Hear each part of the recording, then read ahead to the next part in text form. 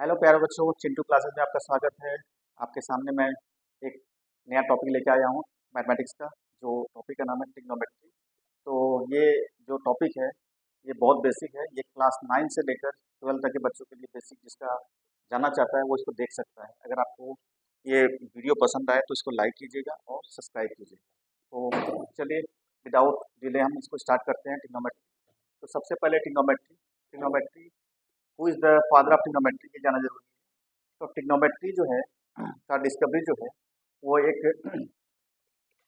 आपका French mathematician, वो एक एस्ट्रोनॉमर भी थे, उन्होंने किया था। उनका नाम था हिपार्कस, है ना। तो हिपार्कस जो है, Hipparchus is the father of trigonometry. Hipparchus ने ट्रिग्नोमेट्री का कॉन्सेप्ट जो है सबसे पहले प्रपोज किया था। और ये ट्रिग्नोमेट्री इस समय इतना ज़्यादा यूज में है कि इसके हेल्प से हम लोग साइंस के और मैथमेटिक्स का तो करते हैं, साइंस का तरह तरह के जो प्रॉब्लम्स क्रिएट होते हैं उसको हम सॉल्व करते हैं। ठीक है, तो हम लोग जानते हैं कि पहले ट्रिग्नोमेट्री एक्चुअली हम करते क्या हैं।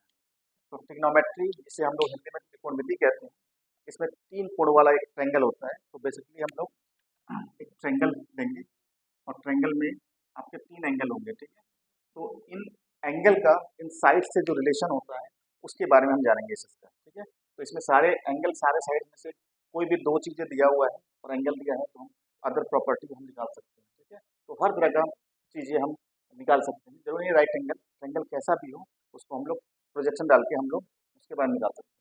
तो ट्रिग्नोमेट्री में जो है सबसे पहले हमको जानना पड़ेगा ट्रिग्नोमेट्रिकल रेशियो क्या होता है। जैसे 6 फंक्शन होते हैं जो बहुत इंपॉर्टेंट होते हैं ट्रिग्नोमेट्री में, तो उसको जानना होगा। तो आप राइट एंगल के बारे में तो अपने क्लास में पढ़ा ही होगा। तो राइट एंगल में जो ये आपका जो होता है इसको क्या बोलते हैं, दिस इज कॉल्ड बेस कहते हैं, और हम लोग इसको एडिशन भी कह सकते हैं। और ये जो आपका होता है दिस इज कॉल्ड हाइपोटेनस,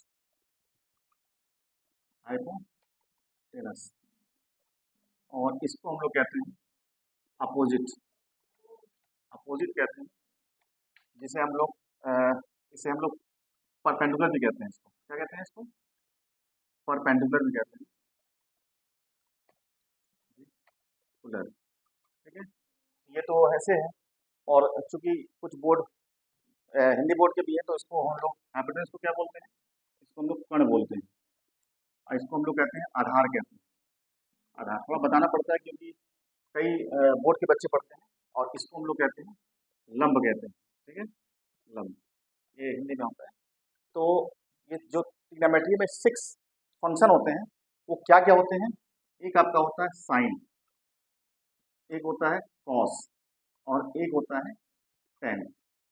ये 3 होते हैं। इसके अलावा इनके रेसिप्रोकल में भी होते हैं। तो एक होता है कोसेक होता है, और एक कॉस का रेसिप्रोकल सेक होता है, और टेन का होता है कॉट। ये इतने जो ट्रिग्नोमेट्रिकल फंक्शन है इनका एंगल का जो इस साइड से एक रिलेशन होता है।